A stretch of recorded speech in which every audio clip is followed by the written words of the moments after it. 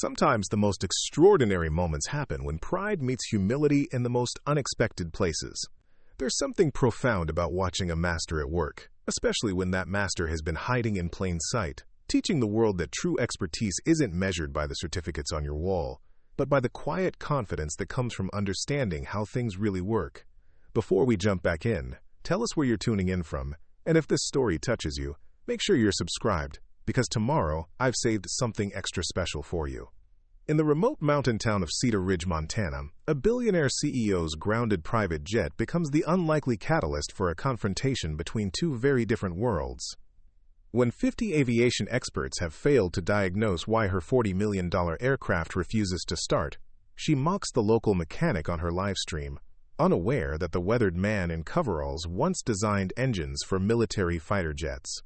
Thomas Mitchell walked away from aerospace engineering 15 years ago to raise his 12-year-old daughter Emma after a tragic accident took his wife.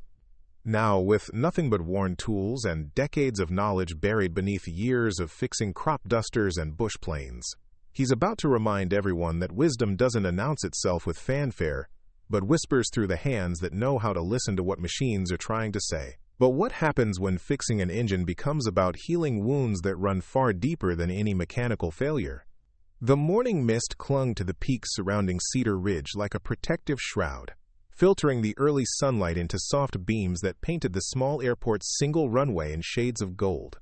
This was the kind of place where time moved differently, where the rhythm of life followed the seasons rather than stock markets, and where a man could find peace in the simple act of keeping old aircraft flying. Thomas Mitchell stood in the doorway of his hangar, coffee mug in hand, watching the valley slowly wake up below.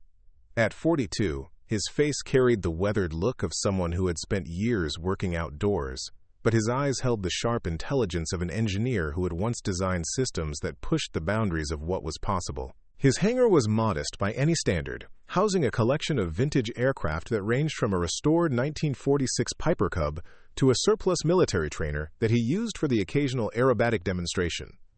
The tools scattered across his workbench told the story of a man who had learned to make do with less.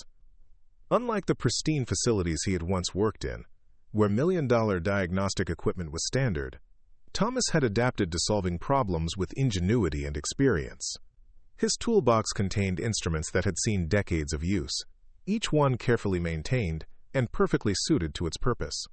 These weren't the tools of someone who had given up on excellence, but of someone who had learned that excellence didn't require extravagance. "Dad, you're doing that thing again," Emma called from the corner of the hangar, where she sat cross-legged on a worn cushion, her laptop balanced on her knees. At 12, she possessed the kind of focused intelligence that reminded Thomas of her mother, but she had also inherited something else from him, an intuitive understanding of mechanical systems that amazed even seasoned pilots. "What thing?" Thomas asked, though he already knew the answer. Emma had developed an uncanny ability to read his moods, especially when he was lost in memories of his previous life. "The staring at the mountains while thinking about Mom thing," Emma said gently. "I can practically see the gears turning in your head." Thomas smiled, marveling at his daughter's perceptiveness. Sarah had been gone for 3 years now, victim of a car accident on a rainy mountain road, but her presence still filled every corner of their lives. She had been the one who encouraged Thomas to leave the high-pressure world of military aerospace and find a place where he could use his skills to help ordinary people keep their dreams of flight alive. "She would have loved this morning," Thomas said, gesturing toward the mist-covered valley. "Perfect visibility, calm winds, ideal conditions for flying." Emma looked up from her computer, where she had been working on a presentation about aerodynamics for her advanced physics class. Her teachers had long ago given up trying to find coursework challenging enough for her, but Thomas was careful not to push her too hard. He had seen too many gifted children burn out under the pressure of exceptional expectations. "Are you going to take the Stearman up today?" she asked, referring to the vintage biplane that was Thomas's pride and joy. The 1941 Boeing Stearman had been a complete wreck when he bought it, but 3 years of patient restoration had transformed it into a flying work of art. "Maybe this afternoon, if the weather holds," Thomas replied. "But first, I need to finish the annual inspection on Henderson's Cessna." The routine was comfortable, predictable, and exactly what Thomas had been looking for when he moved to Cedar Ridge. Gone were the 18-hour days spent designing cutting-edge avionics systems, the constant pressure to meet impossible deadlines, and the political maneuvering that had consumed so much of his energy. In its place was the satisfaction of keeping aging aircraft airworthy, teaching local pilots to maintain their planes, and watching his daughter grow up in a community where everyone looked out for each other. The sound of approaching rotors interrupted the peaceful morning, growing louder until it echoed off the surrounding mountains. Thomas stepped outside to see a sleek corporate helicopter settling onto the airport's secondary pad, its rotor wash sending dust and debris swirling across the tarmac. The aircraft was clearly expensive, painted in a sophisticated black and silver scheme that screamed executive transport. "Well, that's not something you see every day," Emma observed, joining her father outside the hangar. The helicopter's engines wound down, and Thomas could see figures moving inside the cockpit. Corporate helicopters occasionally stopped in Cedar Ridge to refuel during cross-country flights, but this one seemed different. The pilot was taking an unusually long time to shut down, and Thomas could see someone in the passenger compartment gesturing animatedly. "Looks like they might be having problems," Thomas said, his engineer's instincts automatically analyzing the situation. The helicopter's engines sounded slightly rough during shutdown, and he could see what looked like a small fluid leak near the main rotor assembly. The passenger door opened, and a woman stepped out onto the tarmac. Even from a distance, Thomas could tell she was someone accustomed to commanding attention. Her business suit was clearly expensive. Her posture radiated confidence, and she moved with the purposeful stride of someone who expected others to get out of her way. Behind her, a man in pilot's uniform emerged, his face flushed with frustration. "Ma'am, I'm telling you, we need to get this looked at before we continue," the pilot was saying, his voice carrying clearly across the quiet morning air. That vibration during the approach wasn't normal. The woman turned to face him, and Thomas could see her expression even from 50 yards away. It was the look of someone who was accustomed to having problems solved immediately, regardless of the inconvenience to others. "Captain Morrison, we have a schedule to keep," she replied, her voice sharp with impatience. "How long will this delay us?" "That depends on what's causing the problem, and whether we can find someone qualified to diagnose it," the pilot replied. This isn't exactly a major maintenance hub. Thomas found himself walking toward the helicopter, drawn by a combination of curiosity and professional concern. Emma followed close behind, her laptop forgotten in her eagerness to see what was happening. As they approached, Thomas could see the problem immediately. The helicopter's main rotor head showed signs of excessive wear, and there was indeed a small hydraulic leak that would need attention before the aircraft could safely continue its flight. It wasn't an emergency, but it wasn't something that should be ignored either. "Excuse me," Thomas called out as he approached the group. "I couldn't help but notice you might be having some mechanical issues. I'm Thomas Mitchell. I run the maintenance operation here." The woman turned to look at him, and Thomas found himself under the scrutiny of someone who was clearly accustomed to evaluating people quickly and decisively. She was probably in her mid-30s, with the kind of polished appearance that came from having others handle all of life's mundane details. Her eyes were sharp, intelligent, and currently filled with barely contained frustration. "Are you qualified to work on corporate helicopters?" she asked without preamble, her tone suggesting she already doubted the answer. "I've worked on most types of rotorcraft," Thomas replied diplomatically. "What seems to be the problem?" The pilot, Captain Morrison, stepped forward with obvious relief. "We're experiencing some unusual vibration during flight, and I noticed this fluid leak during our pre-flight check this morning. I don't want to continue without having it looked at." Thomas nodded, appreciating the pilot's caution. He walked around the helicopter, conducting a quick visual inspection while his trained eye cataloged potential issues. The aircraft was a Eurocopter EC-155, a sophisticated machine that represented the pinnacle of civilian helicopter technology. But Thomas had worked on military helicopters that were far more complex, and the fundamental principles remained the same. "The hydraulic leak is coming from a loose fitting on the primary system," Thomas said after completing his inspection. "Easy fix, about 20 minutes of work. The vibration is probably related to rotor track and balance, which will require a more detailed inspection." The woman's expression suggested she was not pleased with this assessment. "How long are we talking about for a complete repair?" "Depending on what we find, anywhere from 2 hours to half a day," Thomas replied honestly. I won't know for sure until I can run some diagnostic tests. Preparing and narrating this story took us a lot of time, so if you are enjoying it, subscribe to our channel. It means a lot to us. Now, back to the story. Half a day? The woman's voice rose with indignation. Do you have any idea who I am? I have a board meeting in Denver at 2 o'clock. I cannot be stuck in this place for half a day. Emma stepped forward, her young face serious. Ma'am, if there's something wrong with your helicopter, you really should get it fixed. My dad always says that aviation doesn't forgive shortcuts. The woman looked down at Emma with barely concealed condescension. Little girl, this is a $40 million aircraft. It's been maintained by certified technicians at authorized service centers.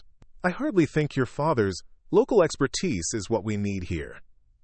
Thomas felt a familiar tightness in his chest, the same feeling he had experienced years ago when his credentials were questioned by people who couldn't see past appearances. But Emma's presence reminded him that some battles weren't worth fighting, and that dignity didn't require defending every perceived slight. Ma'am, I understand your frustration, Thomas said calmly. If you'd prefer to wait for another technician, the nearest authorized service center is in Billings, about 2 hours by road. They could probably send someone out, but it would take most of the day. The woman pulled out her phone, apparently planning to call for alternative assistance, but Captain Morrison intervened. Miss Sterling, with respect, I'm not comfortable flying this aircraft until the vibration issue is resolved. If Mr. Mitchell is qualified to diagnose the problem, I'd prefer to have it looked at now rather than risk passenger safety. Captain Morrison, I appreciate your caution, but we cannot afford this kind of delay, the woman replied, though Thomas noticed she hadn't actually identified herself by name to him. Perhaps you're being overly conservative. The pilot's face flushed, and Thomas could see the conflict between professional responsibility and employment security playing out in his expression. It was a situation Thomas remembered all too well from his corporate days, when safety recommendations sometimes conflicted with business priorities. Ma'am, Thomas interjected gently, why don't I take a quick look at the rotor system while you make your calls? If it's something simple, we can have you back in the air within an hour. If it's more complex, at least you'll know what you're dealing with.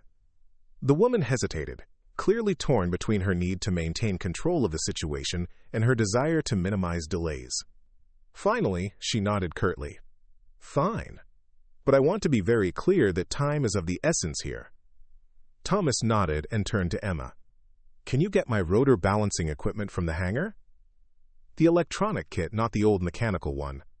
Emma's eyes lit up with understanding. She had helped her father with rotor balancing procedures before, and she knew that the electronic equipment would provide far more accurate diagnostics than traditional methods. As she ran toward the hangar, Thomas began his systematic inspection of the helicopter's rotor system.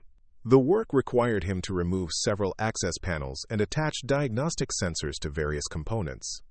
As he worked, Thomas became aware that the woman was watching his every move with intense scrutiny, apparently looking for any sign that he didn't know what he was doing. What she couldn't know was that Thomas had designed similar diagnostic procedures for military helicopters, and that the civilian system was actually less complex than what he was accustomed to working with. Dad, here's the equipment, Emma called out, returning with a sophisticated electronic device that looked far more advanced than what might be expected in a small-town maintenance facility. The woman's eyes widened slightly as Thomas connected the device to the helicopter's systems. The diagnostic equipment was indeed state-of-the-art, a remnant from his previous career that he had managed to acquire when his former employer upgraded their facilities. This is quite sophisticated for a local operation, she observed, her tone carrying a note of surprise. Sometimes the old ways are the best ways, Thomas replied diplomatically, not bothering to explain that the equipment represented tens of thousands of dollars of investment in precision diagnostic capability. As the electronic sensors began feeding data to the diagnostic computer, Thomas's trained eye immediately spotted the problem. The rotor system wasn't damaged or worn, as he had initially suspected.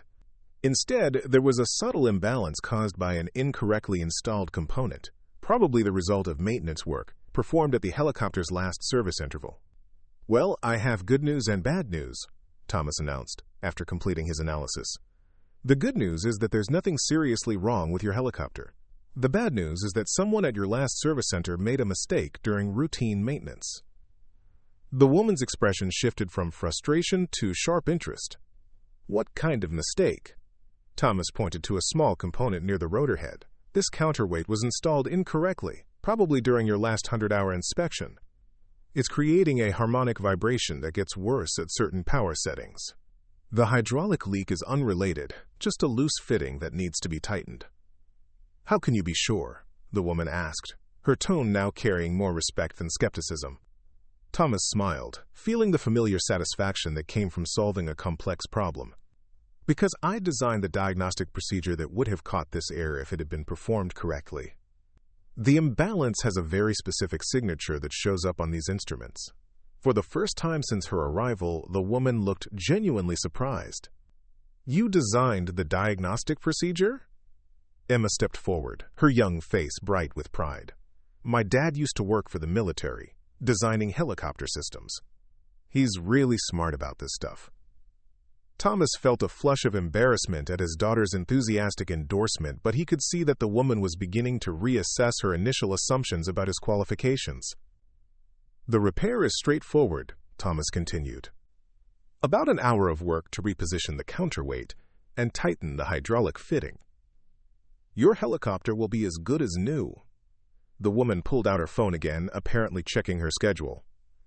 And you're confident this will solve the vibration problem? Completely confident, Thomas replied. I'll stake my reputation on it. The woman paused, apparently weighing her options. Thomas could see the internal calculation playing out behind her eyes. The risk of trusting a small-town mechanic versus the certainty of major delays if she sought alternative solutions. All right, she said finally, but I want to be clear that if this doesn't solve the problem, I'll hold you personally responsible for the additional delays. Thomas nodded, understanding the pressure she was under while also recognizing the implicit threat in her words. Fair enough. Emma, can you help me with the rotor balancing procedure? As they began the repair work, Thomas found himself falling into the familiar rhythm of precision mechanical work. The counterweight required careful repositioning using specialized tools, and the hydraulic fitting needed to be tightened to an exact specification. It was the kind of work that demanded both technical knowledge and manual skill, and Thomas took quiet satisfaction in demonstrating both. Emma assisted with the procedure, handing him tools and monitoring the diagnostic equipment with the competence of someone far older than her 12 years. The woman watched their collaboration with growing interest, apparently intrigued by the sight of a young girl who clearly understood complex mechanical procedures. Your daughter seems very knowledgeable about helicopter maintenance, she observed. Emma's been helping me with repairs since she was 8, Thomas replied, carefully adjusting the counterweight to its proper position. She has a natural aptitude for understanding how mechanical systems work. Have you considered sending her to specialized schools, programs for gifted children? Thomas paused in his work, considering the question that touched on one of his ongoing concerns about Emma's education. We've talked about it, but Emma seems happy with her current situation. She's taking advanced courses online, and she gets plenty of hands-on experience here. The woman nodded thoughtfully, and Thomas got the impression that she was filing away the information for future reference. As he completed the counterweight adjustment and moved on to the hydraulic fitting, Thomas found himself curious about his client's background. Her knowledge of aviation seemed limited, but her familiarity with corporate operations suggested someone with significant business experience. If you don't mind me asking, what line of work are you in? Thomas asked as he tightened the hydraulic fitting to specification. Corporate consulting, the woman replied vaguely. I work with companies that are looking to optimize their operations and improve efficiency. It was clearly a practiced answer that revealed nothing while sounding professionally relevant, but Thomas didn't press for more details. His client's privacy was their own business, and he had learned long ago not to pry into matters that didn't concern him. After completing the mechanical repairs, Thomas reconnected the diagnostic equipment to verify that the problems had been resolved. The sensors immediately confirmed what his experience had told him. The vibration signature had disappeared, and the hydraulic system was operating within normal parameters. That should do it, Thomas announced, closing the access panels and collecting his tools. The counterweight is properly positioned, the hydraulic leak is fixed, and all systems are operating normally. Captain Morrison performed a thorough post-maintenance inspection, checking Thomas's work with the methodical care of an experienced pilot. After several minutes, he nodded with satisfaction. Everything looks good, Miss Sterling. Mr. Mitchell's repairs appear to be exactly what we needed. The woman looked at her watch, apparently calculating whether she could still make her meeting in Denver. How confident are you that this will solve the vibration problem? Completely confident. Thomas replied. The diagnostic equipment confirms that the harmonic imbalance has been eliminated. You should have a smooth flight. The woman nodded, reaching into her purse for what Thomas assumed would be payment for the repair work. Instead, she pulled out a business card and handed it to him. Mr. Mitchell, I may have been hasty in my initial assessment of your qualifications. This kind of diagnostic capability and repair expertise is exactly what my organization looks for in technical consultants. Thomas glanced at the business card, noting the corporate logo and contact information, but not immediately recognizing the company name. I appreciate the compliment, but I'm quite happy with my current situation. Nevertheless, I'd like you to keep my card. If you ever decide you'd like to return to corporate consulting, I think we could find some very interesting opportunities for someone with your background. Emma looked up from the diagnostic equipment she was packing away. Dad, are you going to go back to working for big companies? Thomas smiled at his daughter's direct question, appreciating her ability to cut through adult complications and focus on what really mattered. No, sweetie. I like what we're doing here. This is our home. The woman observed this exchange with interest, and Thomas got the impression that she was someone who was accustomed to getting what she wanted through persistence rather than initial offers. Well, the offer remains open, she said, climbing back into the helicopter. Captain Morrison, are we ready to depart? Yes, ma'am. All systems are green. As the helicopter's engine spun up and the aircraft lifted off into the morning sky, Thomas and Emma watched from the tarmac. The vibration that had been evident during the arrival was completely gone, and the helicopter's departure was smooth and quiet. Dad, who do you think she really was? Emma asked, as they walked back toward the hangar. Thomas looked at the business card in his hand, noting the woman's name for the first time, Victoria Sterling, senior partner, Sterling & Associates. The company name didn't immediately ring any bells, but something about the woman's demeanor suggested she was someone who wielded considerably more influence than a typical corporate consultant. Someone who's used to getting her way, Thomas replied thoughtfully, but also someone who recognizes competence when she sees it. Emma grinned. She definitely didn't expect you to know more about her helicopter than her fancy maintenance crew. Thomas chuckled, appreciating his daughter's insight. Sometimes people make assumptions based on appearances. It's usually better to let your work speak for itself. As they returned to their routine morning tasks, Thomas found himself thinking about the encounter and what it might mean. Victoria Sterling had clearly been impressed by his diagnostic capabilities and repair skills, but her offer of corporate consulting work held no appeal for him. He had deliberately chosen this simpler life, and no amount of professional opportunity could compensate for what he would have to give up. But as the morning progressed and he returned to his routine work on Henderson's Cessna, Thomas couldn't shake the feeling that his encounter with Victoria Sterling was more significant than it appeared. There had been something about her reaction to his expertise that suggested she wasn't just impressed, she was interested in a way that went beyond casual professional respect. Emma seemed to sense his distraction. Dad, you're doing that thinking thing again. What thinking thing? The thing where you solve a problem but then keep thinking about why the problem existed in the first place. Thomas paused in his work, marveling once again at his daughter's perceptiveness. She was right.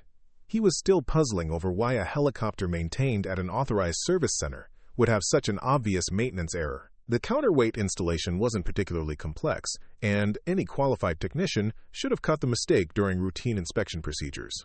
You're right, I am thinking about that, Thomas admitted. The error in that helicopter's maintenance shouldn't have happened, especially not at a professional facility. Emma looked up from her textbook, her expression serious. Maybe it wasn't an accident. The suggestion was so unexpected that Thomas stopped working entirely. What do you mean?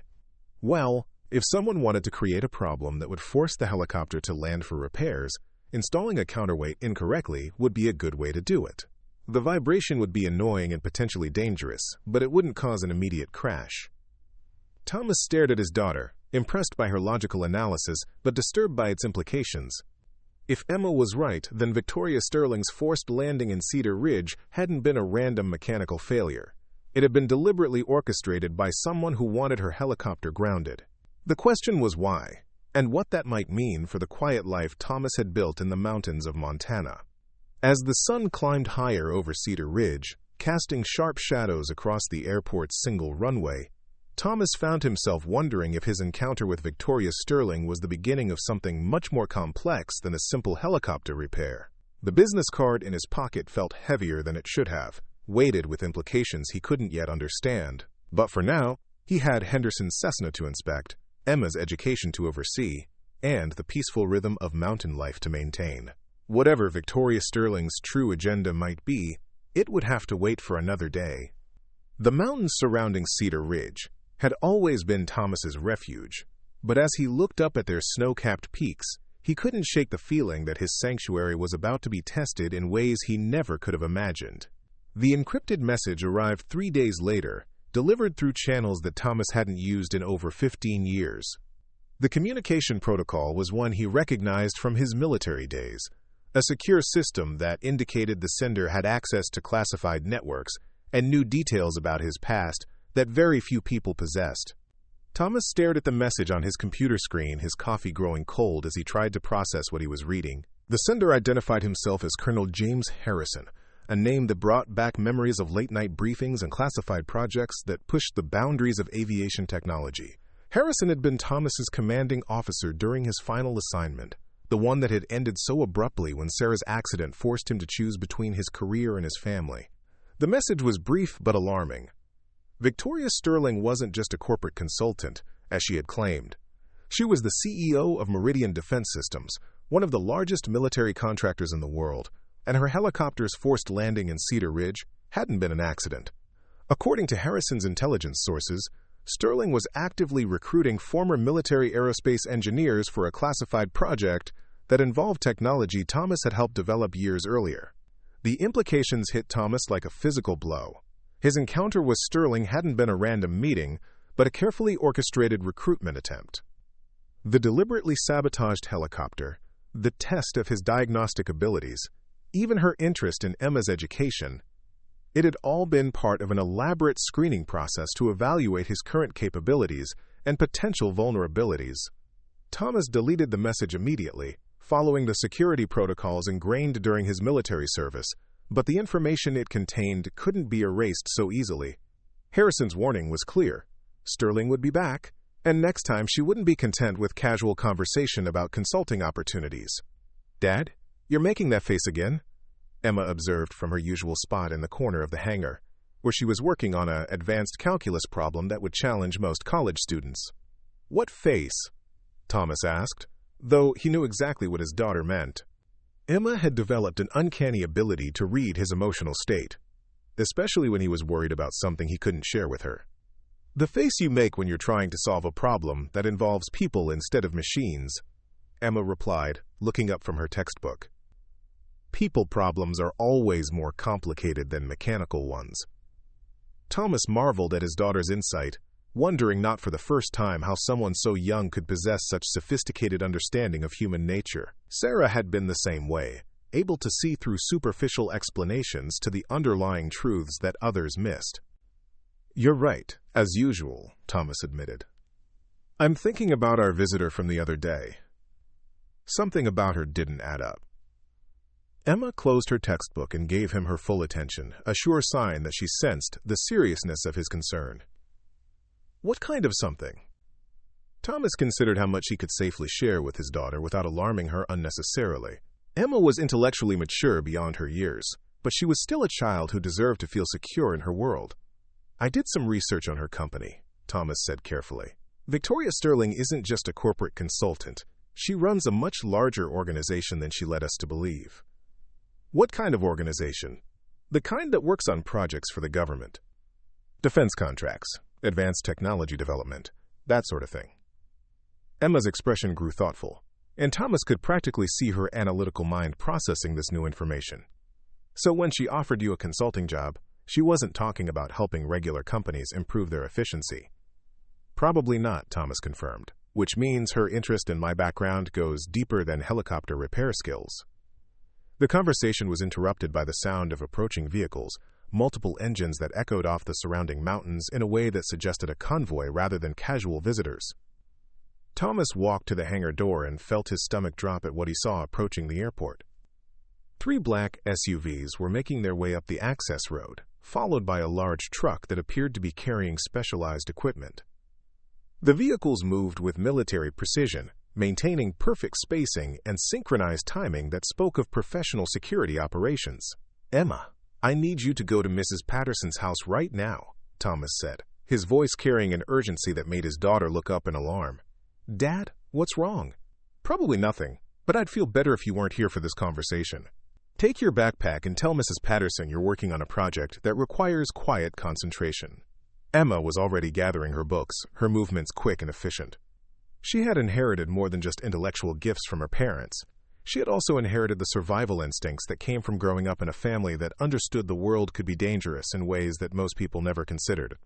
"Dad, if something happens to you, what should I do?" The question hit Thomas harder than he had expected, forcing him to confront the possibility that his carefully constructed peaceful life might be about to come apart. "Nothing's going to happen to me, sweetheart. But if for some reason I don't come home tonight, I want you to call the number I wrote in the back of your physics notebook. Ask for Colonel Harrison and tell him where you are." Emma nodded solemnly, understanding that this wasn't the time for questions or arguments. She kissed his cheek quickly and slipped out the back of the hangar, taking the path through the woods that would bring her to their neighbor's house without being seen by the approaching convoy. Thomas watched until she disappeared into the trees, then turned his attention to preparing for whatever confrontation was about to unfold. The vehicles had reached the airport and were deploying in a pattern that suggested professional security planning. The SUVs positioned themselves to control all exit routes, while the equipment truck backed up to the main hangar. Victoria Sterling emerged from the lead SUV, but this time she wasn't alone. She was accompanied by several men in dark suits who moved with the disciplined efficiency of military personnel, and by a woman in a lab coat who was already directing the unloading of sophisticated electronic equipment from the truck. Thomas stepped out of his hangar to meet them, projecting the calm confidence he had learned during years of high-stakes military briefings. Whatever Sterling wanted, he would face it on his own terms, and in his own space. "Mr. Mitchell," Sterling called out as she approached, her tone carrying a friendliness that didn't extend to her eyes. "I hope you don't mind the unannounced visit, but I have a proposition that couldn't wait for normal business hours." "Miss Sterling," Thomas replied evenly, "I thought I made it clear that I wasn't interested in consulting opportunities. And I thought I made it clear that this isn't exactly a typical consulting opportunity," Sterling responded, gesturing toward the equipment being unloaded from the truck. "What I'm offering you is a chance to return to the kind of work you were born to do." Thomas watched as technicians began setting up what appeared to be a mobile laboratory, complete with computer terminals, diagnostic equipment, and several devices he didn't immediately recognize. The scale of the operation suggested that Sterling had been planning this encounter for considerably longer than the 3 days since their first meeting. "I'm curious about something," Thomas said, his tone carefully neutral. "How exactly did you know to look for me in Cedar Ridge?" Former military personnel don't exactly advertise their previous assignments in small-town phone directories. Sterling smiled, and for the first time, Thomas saw a hint of the ruthless intelligence that had made her successful in the defense industry. "Thomas, you didn't disappear as completely as you thought you did.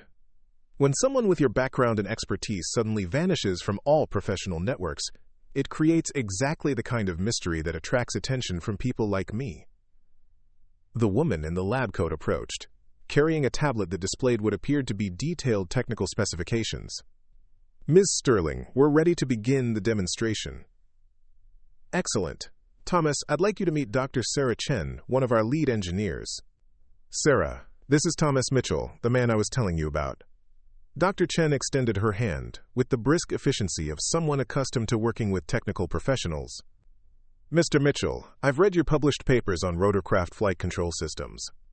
Your work on adaptive stability algorithms was groundbreaking." Thomas accepted the handshake while trying to process the implications of Dr. Chen's comment.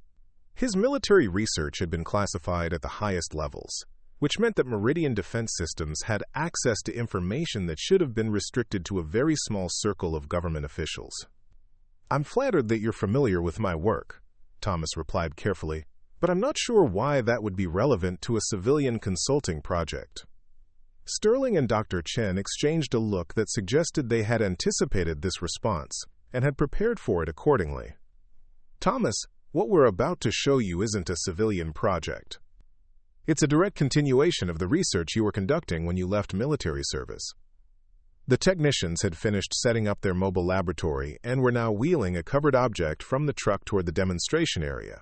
Whatever was beneath the tarp was roughly the size and shape of a helicopter engine, but the careful way it was being handled suggested it was far more sophisticated than any conventional power plant. 15 years ago, Sterling continued, you were part of a team that developed revolutionary flight control technology for next-generation military helicopters. The project was canceled when budget priorities shifted, but the core research was preserved. Thomas felt a chill of recognition as he began to understand what Sterling was leading toward. The classified project she was referring to had been his proudest professional achievement, a complete reimagining of how rotorcraft could achieve unprecedented levels of performance and efficiency. That research was classified, Thomas said firmly. If you have access to it, then you're operating outside normal channels. Thomas, I am the normal channels now, Sterling replied, her voice carrying the confidence of someone who understood exactly how much power she wielded. Meridian Defense Systems holds the contracts for 60% of military aerospace development. When the Pentagon wants advanced technology, they come to us. Dr. Chen was working at one of the computer terminals, bringing up displays that showed technical specifications Thomas recognized from his own research. The data was exactly as he had left it 15 years earlier, but with additional development that suggested someone had continued the work in his absence. We've made some significant improvements to your original designs, Dr. Chen said, her voice filled with the enthusiasm of an engineer discussing a beloved project. The flight control algorithms you developed have been enhanced with machine learning capabilities, and we've integrated them with propulsion systems that didn't exist when you were working on the project. The covered object was positioned in the center of the demonstration area, and Sterling gestured for Thomas to approach. I think it's time you saw what your research has become. Against his better judgment, Thomas found himself walking toward the covered device, drawn by the same curiosity that had driven his entire career. When Sterling pulled away the tarp, Thomas felt his breath catch in his throat. The device beneath was indeed a helicopter engine, but unlike anything that had ever been put into production. The power plant was compact, elegant, and incorporated design elements that Thomas immediately recognized as derivatives of his own theoretical work. But more than that, it represented the kind of breakthrough that could revolutionize not just military aviation, but civilian transportation as well. This is the Meridian Advanced Propulsion System, Dr. Chen explained, her hands moving over the engine components with practiced familiarity. It incorporates your adaptive stability algorithms with our proprietary power generation technology. The result is a helicopter engine that's 3 times more efficient than anything currently in service, with performance characteristics that were impossible to achieve with conventional designs. Thomas circled the engine slowly, his trained eye cataloging the innovations that had been built upon his original research. The integration was masterful, combining theoretical concepts he had developed with practical engineering solutions that demonstrated years of additional development. It's impressive work, Thomas admitted, his professional appreciation overriding his personal reservations.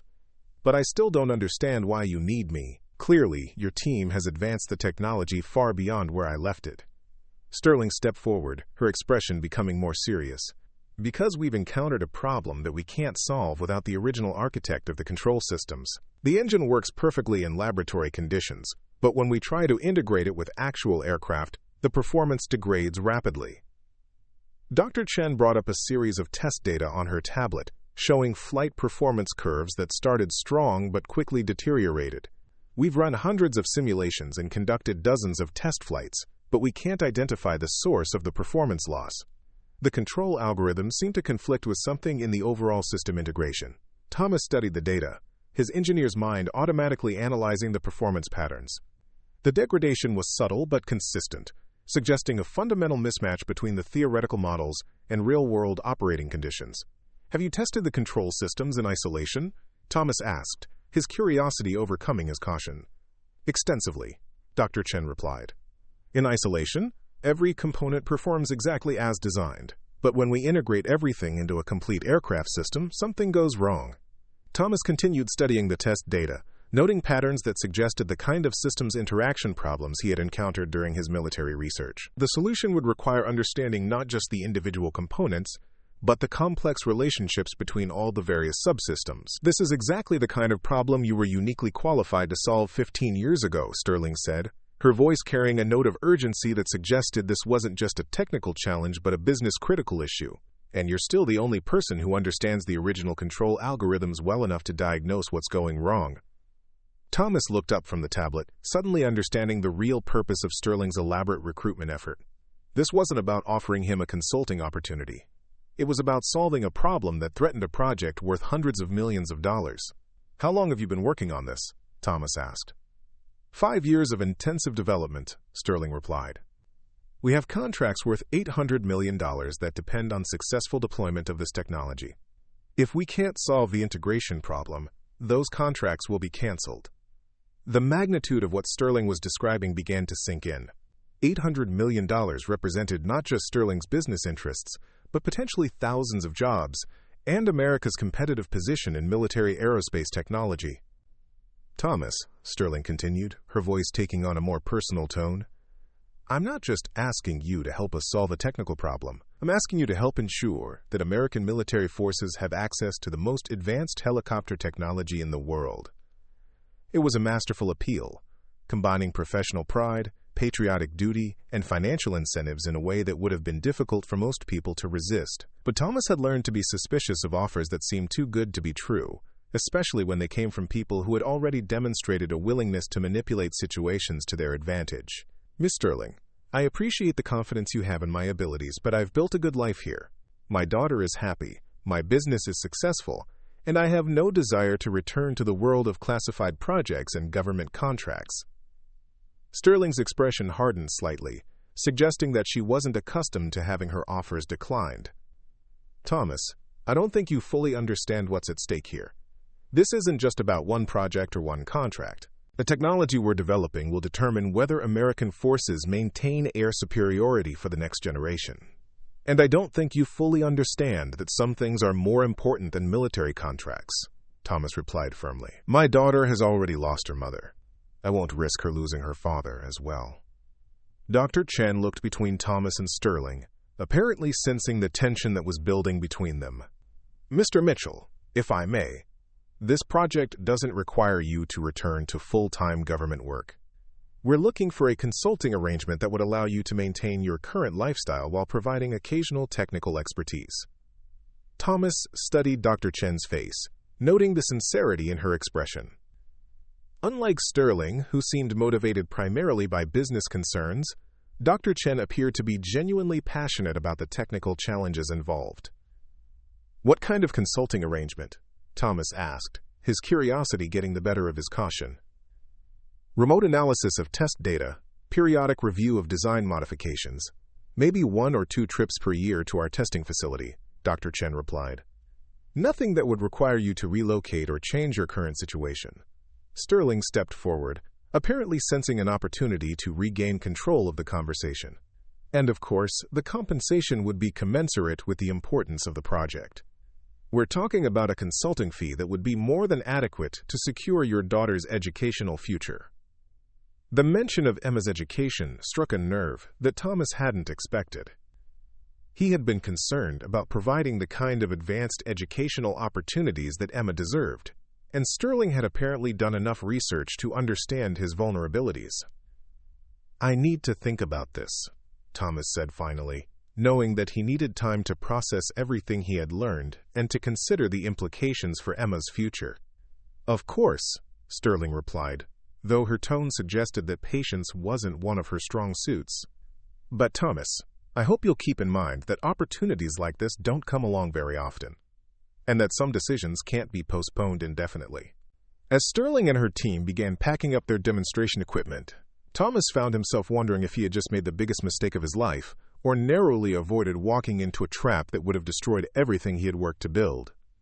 The truth, he suspected, was probably somewhere in between, but as he watched the convoy of black SUVs disappear down the mountain road, Thomas couldn't shake the feeling that his encounter with Victoria Sterling was far from over, and that the next time she returned to Cedar Ridge, the stakes would be considerably higher. The encrypted message from Colonel Harrison had warned him that Sterling would be back, and Thomas was beginning to understand that his former commanding officer's intelligence sources had been entirely accurate. Victoria Sterling was not the kind of person who accepted no for an answer, and she had access to resources that could make his quiet life in the mountains very complicated indeed.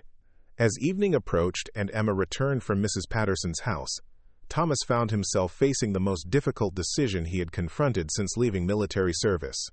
The safe choice was to maintain his current life and hope that Sterling would eventually lose interest and focus her attention elsewhere. But the responsible choice might be to engage with Sterling's project on his own terms, ensuring that he maintained some control over how his research was used while providing Emma with opportunities that small-town Montana couldn't offer. The problem was that Thomas had learned long ago that engaging with people like Victoria Sterling on any terms was dangerous, because they had a way of changing the rules once they had what they wanted. And what Sterling wanted, Thomas was beginning to suspect, was not just his technical expertise, but his complete commitment to a project that might require sacrifices he wasn't prepared to make. As he tucked Emma into bed that night, listening to her excited chatter about the calculus problems she had solved at Mrs. Patterson's house, Thomas made a decision that would change both their lives in ways he couldn't yet imagine. Tomorrow, he would begin his own investigation into Meridian Defense Systems and Victoria Sterling, using contacts and resources he hadn't accessed in 15 years. If Sterling wanted to play games with his family's future, then she would discover that Thomas Mitchell hadn't forgotten everything he had learned during his years in military intelligence. Some lessons once learned were never forgotten, especially when they involved protecting the people you loved from threats they couldn't see coming. The mountain air was crisp and clear as Thomas looked out at the peaks surrounding Cedar Ridge. But for the first time in years, he didn't find peace in their timeless presence. Change was coming to his sanctuary, whether he wanted it or not, and the only question was whether he would be able to control that change or be swept away by forces he had thought he left behind forever. In the distance, a helicopter's rotors echoed off the valley walls, too far away to identify, but close enough to remind Thomas that his world was no longer as isolated as he had believed. Victoria Sterling had found him once, and she would find him again. The only question was what she would bring with her next time, and whether Thomas would be ready for whatever form her persuasion might take. Emma's safety depended on his making the right choice, but as Thomas stared into the star-filled Montana sky, he realized that he might already be past the point where safe choices were possible. Some doors, once opened, could never be closed again, and Thomas suspected that his encounter with Victoria Sterling had opened a door to a world he had hoped never to see again. The peaceful mountain sanctuary he had built for his daughter was about to be tested in ways that would determine not just their future, but the kind of people they would become under pressure. Thomas had always taught Emma that courage wasn't the absence of fear, but the willingness to do what was right despite being afraid. Soon, he suspected, they would both have the opportunity to discover whether that lesson would be enough to see them through whatever was coming next. The sabotage attempt came at dawn on a Tuesday morning, executed with military precision but lacking the subtle touch that might have made it successful. Thomas discovered it during his routine pre-flight inspection of the Stearman, when his trained eye caught sight of a hydraulic line that had been deliberately weakened near a critical junction point. The damage was sophisticated enough to suggest professional knowledge of aircraft systems, but obvious enough to be detected by anyone conducting a thorough inspection. Thomas realized immediately that this wasn't an attempt to cause an accident, but rather a message designed to demonstrate that his mountain sanctuary was no longer as secure as he had believed. Emma found him crouched beneath the biplane's wing, his flashlight illuminating the sabotaged component as he photographed the evidence from multiple angles. At 13 now, she had developed an even keener understanding of her father's moods and the subtle signs that indicated when their peaceful world was under threat. "Someone came here last night," she observed, her voice carrying the matter-of-fact tone she used when discussing technical problems that required logical solutions.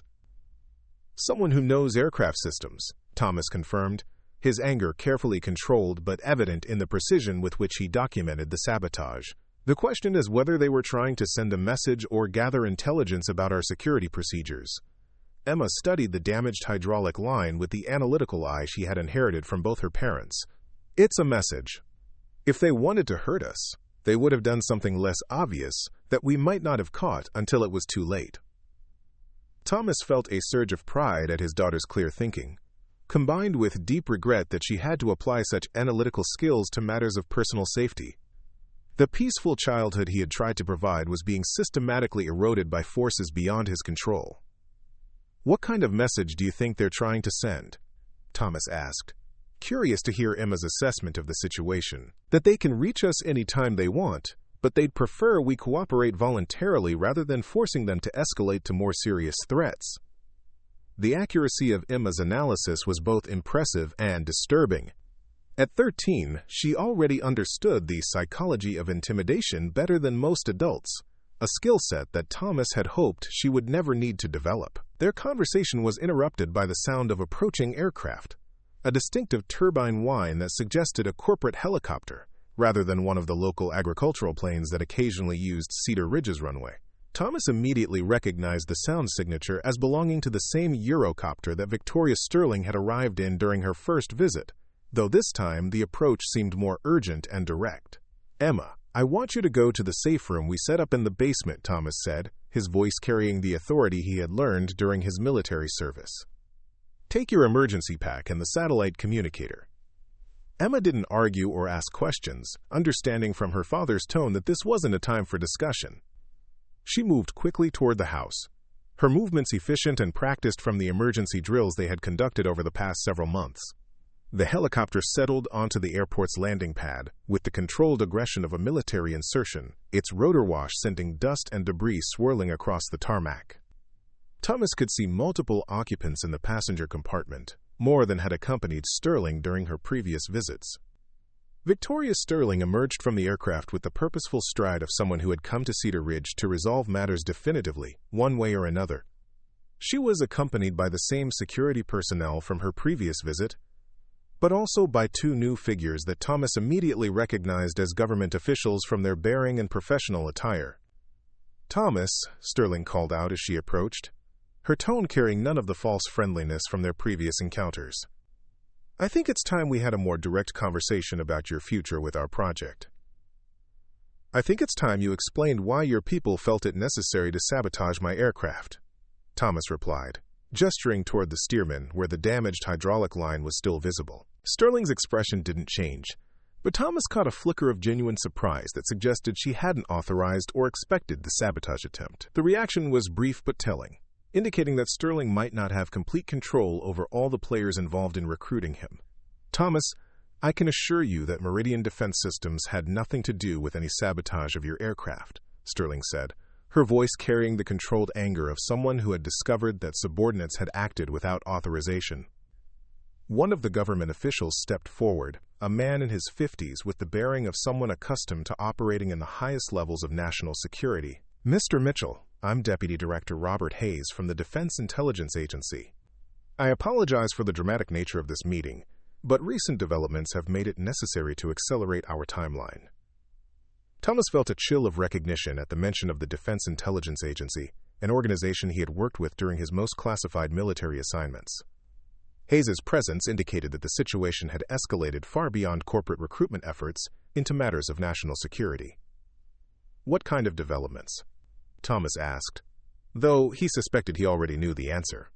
Hayes gestured toward a tablet carried by his assistant, bringing up satellite imagery that showed what appeared to be a military facility in a mountainous region.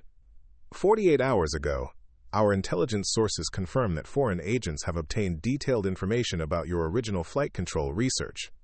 The implications hit Thomas like a physical blow. His classified research hadn't just been preserved and developed by American defense contractors. It had been compromised and was now in the hands of potential adversaries. "How much information?" Thomas asked, his engineer's mind already calculating the strategic implications of various levels of compromise. "Enough to reverse engineer the core algorithms and potentially develop countermeasures," Hayes replied grimly, "but not enough to understand the integration challenges that have been preventing successful implementation." Thomas began to understand the real reason for Sterling's increasingly aggressive recruitment efforts. The foreign intelligence coup hadn't just stolen American technology. It had created a race to see which side could successfully deploy the systems first. "Which means you need me to solve the integration problems before they do," Thomas said, his voice reflecting the resignation of someone who recognized that his options were rapidly disappearing. Thomas, this isn't about corporate contracts anymore, Sterling said, her earlier business persona replaced by something approaching genuine urgency. This is about ensuring that American forces maintain technological superiority in rotorcraft systems. Hayes stepped forward, his expression carrying the gravity of someone delivering classified briefings to senior government officials. Mr. Mitchell, I'm authorized to inform you that this project has been designated as critical to national security. We're prepared to offer you significant resources and protection in exchange for your cooperation. What kind of protection? Thomas asked, thinking immediately of Emma's safety and the escalating threats to their peaceful mountain life. Relocation to a secure facility, full security details for you and your daughter, and guaranteed access to the most advanced educational opportunities available anywhere in the country, Hayes replied, apparently having anticipated Thomas's primary concerns. Thomas looked toward the house where Emma was hidden in their basement safe room, probably monitoring the conversation through the security cameras they had installed. The offer was everything he had hoped to provide for his daughter's future, but it came at the cost of surrendering the peaceful life they had built together. And if I refuse? Thomas asked, though he suspected he already knew the answer. Hayes and Sterling exchanged a look that conveyed volumes about the pressure they were under and the limited options available to all parties involved. Thomas, I don't think refusal is really an option at this point, Sterling said quietly. Too many people know where you are and what you're capable of contributing to this project. The truth of Sterling's statement was undeniable. Thomas's encounter with foreign intelligence operatives was probably not coincidental, and his continued presence in Cedar Ridge represented a security risk that government agencies couldn't ignore indefinitely. I need to discuss this with my daughter, Thomas said finally, recognizing that Emma deserved to have input into decisions that would fundamentally change her life. Of course, Hayes replied, but Thomas, I need you to understand that time is not on our side. Every day we delay gives our adversaries more time to solve the integration problems independently. As the group waited near the helicopter, Thomas made his way to the house and down to the basement safe room, where Emma was monitoring the situation through their security system. She looked up as he entered, her young face reflecting the same analytical composure that had served her well throughout the escalating crisis. They want us to move to a government facility so you can work on the helicopter project, Emma said, demonstrating that she had indeed been following the conversation through the security cameras. That's right. It would mean leaving Cedar Ridge and everything we've built here, but it would also mean access to educational opportunities that we could never provide for you in a small mountain town. Emma was quiet for several minutes, her analytical mind processing the implications of their situation. Thomas waited patiently, respecting his daughter's intelligence and her right to have input into decisions that would affect her future. Dad, do you think the work you'd be doing is important? Emma asked finally. I think it could be very important for national security, yes, but I also think there are probably other people who could do the work if I refused. Emma shook her head with the confidence of someone who had been studying advanced aerospace concepts for years. No, there aren't. If there were, they wouldn't have gone to all this trouble to find you and recruit you. Thomas marveled once again at his daughter's clear thinking and her ability to cut through complex situations to identify the core issues involved. You're probably right about that. Then I think we have to do it, Emma said, her voice carrying the determination that had helped her master advanced academic subjects while still maintaining the curiosity and enthusiasm of childhood. Mom always said that when you have the ability to help people, you have the responsibility to do it. The reference to Sarah brought tears to Thomas's eyes, both from the pain of loss and from pride in how well Emma had internalized the values they had tried to teach her. Sarah would indeed have supported taking on difficult challenges in service of something larger than personal comfort. Are you sure you're okay with leaving all this behind? Thomas asked, gesturing toward the safe room that represented years of careful preparation for the peaceful life they had built together. Dad, this isn't really our home anymore. Our home is wherever we're together, and wherever you can do work that matters. Thomas hugged his daughter tightly, amazed by her courage and wisdom, and deeply grateful that Sarah had lived long enough to help shape the remarkable young woman Emma was becoming. When they emerged from the house, Thomas could see that the government officials and Sterling's team had been busy preparing for multiple contingencies. Additional vehicles had arrived, including what appeared to be a mobile command center equipped with sophisticated communications equipment. We've made our decision, Thomas announced as he approached the group. "We'll accept your offer, but I have conditions." Hayes and Sterling exchanged glances that suggested they had been expecting this response and had prepared for negotiations about the terms of Thomas's cooperation. "What kind of conditions?" Sterling asked. "First, Emma's education continues to be my priority. If the work schedule conflicts with her needs take precedence. Second, we maintain the right to leave the project if we determine that the working conditions are unacceptable." Hayes nodded thoughtfully. "Those conditions are reasonable and acceptable. Is there anything else?" Thomas looked toward his hangar, where years of careful work had created a haven for himself and his daughter. Leaving it behind was painful. But Emma was right that their real home was wherever they could be together and where his work could make a meaningful contribution. "I want to understand exactly what happened to my original research and how it was compromised. If I'm going to solve the integration problems, I need to know what our adversaries already understand about the systems." "Agreed," Hayes replied immediately. "You'll have access to all available intelligence about the compromise and the current state of foreign development efforts."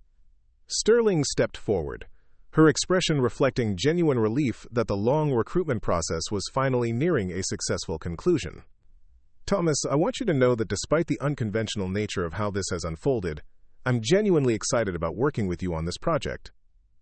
I hope you still feel that way when you discover how demanding I can be about getting the technical details right," Thomas replied, his tone carrying the confidence of someone who had decided to fully commit to a challenging endeavor. The next several hours were consumed with logistical preparations for relocating Thomas and Emma to the secure facility where the helicopter project was being developed. The process was remarkably efficient, suggesting that contingency plans had been developed well in advance of Thomas's final decision. As government technicians packed sensitive equipment and personal belongings into secure transport containers, Thomas took one last walk around the airport that had been his sanctuary for so many years.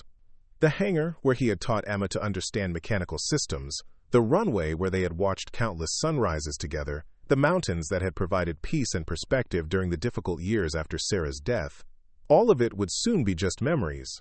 Emma found him standing beside the steerman, his hand resting on the wing that had been damaged by saboteurs who had ultimately succeeded in driving them away from their mountain refuge. "Dad, are you having second thoughts?" Thomas considered the question seriously, knowing that Emma deserved an honest answer. "I'm having all kinds of thoughts, but not second thoughts about our decision. This is the right choice for both of us. Even though it means leaving all this behind?"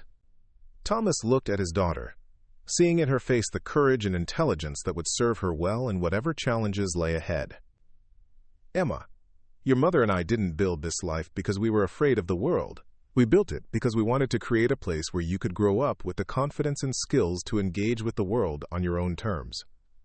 And now it's time to engage with the world? Now it's time to engage with the world," Thomas confirmed, feeling a sense of anticipation that surprised him with its intensity. The secure facility where Thomas would be working was located in a classified location that required several hours of travel by both ground and air transport. During the journey, Thomas found himself reviewing technical documents that brought him up to date on 15 years of development work based on his original research. The scope of what Meridian Defense Systems had accomplished was impressive, but Thomas could immediately identify the fundamental design flaws that were preventing successful integration of the advanced propulsion systems. The problems were exactly the kind of complex systems interactions that he had anticipated when he first developed the control algorithms, and the solutions would require the kind of deep understanding that came only from having conceived the original concepts. Emma spent the journey studying course catalogs for the advanced educational programs that would be available to her at the secure facility. The opportunities were indeed extraordinary, including access to university-level courses, research programs, and mentorship opportunities that would have been impossible to arrange in Cedar Ridge. "Dad, look at this," Emma said, showing him descriptions of aerospace engineering programs that were typically available only to graduate students. "They have a wind tunnel facility where students can test their own aircraft designs." Thomas smiled at his daughter's excitement, remembering his own enthusiasm when he first gained access to advanced research facilities during his military career. "It sounds like you'll have plenty of opportunities to explore your interests in aerospace design. Do you think I'll be good at it?" "Emma, you've been helping me solve complex technical problems since you were 8 years old. I think you'll be very good at it." The secure facility was larger and more sophisticated than Thomas had expected, resembling a combination university campus and advanced research center rather than a traditional military installation. The housing provided for families was comfortable and well-appointed, and the educational facilities were indeed state-of-the-art. Dr. Sarah Chen met them at the main administrative building, her enthusiasm for the project immediately evident, as she described the progress that had been made during the months since Thomas's initial meeting with Sterling. "Thomas, we've made significant advances in the propulsion systems, but the integration challenges have actually become more complex," Dr. Chen explained as she led them through laboratories filled with sophisticated testing equipment. "The more we've optimized individual components, the more difficult it's become to achieve smooth integration with the overall aircraft systems." Thomas nodded, recognizing the classic engineering challenge of local optimization creating global problems. "Have you been able to identify which specific interactions are causing the performance degradation?" "We have theories, but we haven't been able to prove causation definitively. That's where we're hoping your insights into the original control algorithms will be crucial." The helicopter engine that Thomas examined in the main laboratory was even more impressive than the version he had seen during Sterling's demonstration in Cedar Ridge. Months of additional development had refined the design to a level of sophistication that represented a genuine breakthrough in rotorcraft technology. "This is remarkable work," Thomas said, his professional admiration overriding any personal reservations about the circumstances that had brought him to the project. "The integration of the advanced materials with the control systems is exactly what I had envisioned when I first developed the theoretical framework." Dr. Chen's face lit up with the satisfaction of an engineer whose work had been recognized by someone she respected. "Wait until you see the performance data from our latest tests. When everything works correctly, the efficiency gains are extraordinary." The test data was indeed impressive, showing performance improvements that would revolutionize military helicopter operations. But Thomas could also see the intermittent failures that had been preventing consistent results, and his experienced eye immediately identified several potential causes. "The control algorithms are trying to compensate for variations in power output that exceed the original design parameters," Thomas observed after studying the performance curves. "You've improved the engine efficiency so much that the control systems can't adapt quickly enough to maintain stability." "That's our theory as well, but we haven't been able to modify the algorithms successfully," Dr. Chen replied. "Every time we adjust the compensation parameters, we create new instabilities in other parts of the flight envelope." Thomas smiled, feeling the familiar excitement that came from recognizing a challenging technical problem that fell within his area of expertise. "That's because you're trying to modify the algorithms instead of upgrading the underlying mathematical framework. The original control theory was designed for a different set of performance parameters." Emma had been quietly listening to the technical discussion, her young mind absorbing concepts that would challenge most college students. "Dad, could you redesign the framework to handle the improved performance characteristics?" "I think so, but it would require starting over with some of the fundamental assumptions about how the control systems interface with the propulsion plant," Thomas replied, his engineer's mind already beginning to work through the theoretical challenges involved. Dr. Chen looked between Thomas and Emma with amazement. "You think you can solve the integration problems?" "I think we can solve them," Thomas replied, putting his arm around Emma's shoulders. "My daughter has been my most valuable collaborator for years, and I suspect she'll continue to be invaluable for this project." As the months that followed demonstrated, Thomas's confidence in both his technical abilities and Emma's contributions proved to be entirely justified. Working together in the advanced laboratories of the secure facility, they systematically redesigned the control algorithms to accommodate the enhanced performance characteristics of the improved propulsion systems. The breakthrough came during a late-night work session, when Emma made an observation about harmonic interactions that had escaped the attention of the entire engineering team.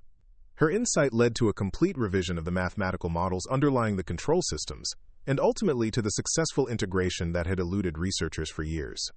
The first successful test flight of the complete system was conducted on a crisp morning that reminded Thomas of the mountain air surrounding Cedar Ridge.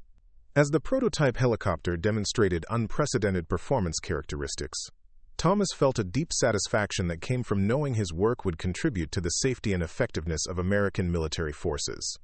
Emma watched the test flight from the observation deck, her face glowing with the pride of someone who had contributed to a genuine technological breakthrough. At 14, She had already participated in research that would be classified at the highest levels of government and would influence military aviation for decades to come. "Dad, do you think Mom would be proud of what we've accomplished?" Emma asked as they watched the helicopter complete its demonstration flight. Thomas looked at his daughter, seeing in her face the same intelligence and determination that had made Sarah such a remarkable person. "I think she would be incredibly proud of both of us. But mostly, I think she would be proud that we found a way to use our abilities to serve something larger than ourselves." Victoria Sterling approached them on the observation deck, her expression reflecting genuine satisfaction with the project's successful conclusion. "Thomas, I want to thank you for taking the risk of joining this project. The technology you and Emma have developed will make a real difference in protecting American forces. Ms. Sterling, I want to thank you for creating the circumstances that allowed us to do this work," Thomas replied, his tone carrying none of the suspicion that had characterized their early interactions. "Even though your recruitment methods were unconventional, the opportunity to solve these technical challenges has been professionally rewarding." Emma looked between the adults, her perceptive mind recognizing the completion of a complex human drama that had begun with sabotaged helicopters and evolved into genuine collaboration. "Are we going to stay here permanently, or will we be able to go back to Cedar Ridge someday?" Thomas considered the question carefully, knowing that Emma deserved an honest assessment of their future options. The secure facility had provided extraordinary opportunities for both of them, but it had also required sacrifices in terms of the peaceful mountain life they had left behind. "I think we'll be able to choose," Thomas said finally. "The critical technical problems have been solved, and the production systems can be managed by Dr. Chen's team. If we wanted to return to Cedar Ridge and consult on this project remotely, I think that would be acceptable to everyone involved." Emma nodded thoughtfully, her expression reflecting the same analytical approach she applied to technical problems. "I'd like to go back to the mountains sometimes, but I'd also like to continue working on projects like this one." "Then I think we'll find ways to do both," Thomas replied, realizing that his daughter had articulated exactly what he had been hoping would be possible. As the sun set over the secure facility, painting the sky in shades that reminded Thomas of countless mountain evenings, he reflected on the journey that had brought them from the sabotaged Stearman to the successful helicopter prototype. The path had been neither predictable nor comfortable, but it had led to achievements that neither he nor Emma could have accomplished independently. The peaceful sanctuary of Cedar Ridge would always be home in their hearts, but Thomas realized that home was ultimately wherever he and Emma could work together on challenges that mattered, surrounded by people who valued their contributions and supported their shared commitment to excellence. Victoria Sterling had been right about one thing during her initial recruitment efforts: some opportunities truly didn't come along very often. The key was recognizing when those opportunities aligned with values and abilities in ways that created the potential for genuine contribution to the world.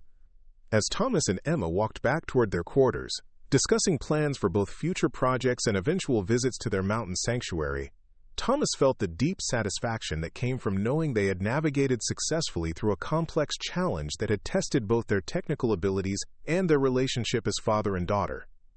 The helicopter prototype represented more than just a technological breakthrough. It symbolized the possibility of maintaining family bonds and personal values while engaging with the larger world in meaningful ways. Some bridges between different worlds could indeed be built and crossed successfully, especially when the journey was shared with people who understood that the most important achievements were always collaborative efforts. Emma's observation about the harmonic interactions had solved the integration problem, but her wisdom about maintaining family relationships while pursuing important work had solved an even more complex challenge about how to live a life that honored both personal commitments and professional responsibilities. As the stars emerged over the secure facility, Thomas realized that Sarah would indeed be proud of what they had accomplished together, and that the values she had helped instill in Emma had been the foundation for everything that had followed. Up next, you've got 2 more standout stories right on your screen.